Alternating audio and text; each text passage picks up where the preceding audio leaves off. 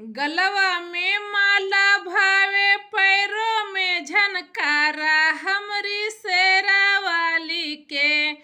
हो जगदम्बा माई के लहरेदार बाचू नरिया हमरी शेरा वाली के लहरेदार बाचू नरिया हमरी शेरा वाली के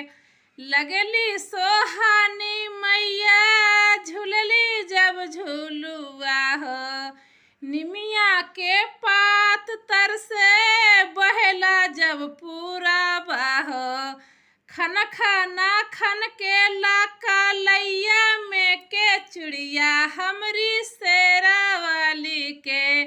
हो जगदम्बा माई के लहरेदार बाचू नरिया हमरी शेरा वाली के।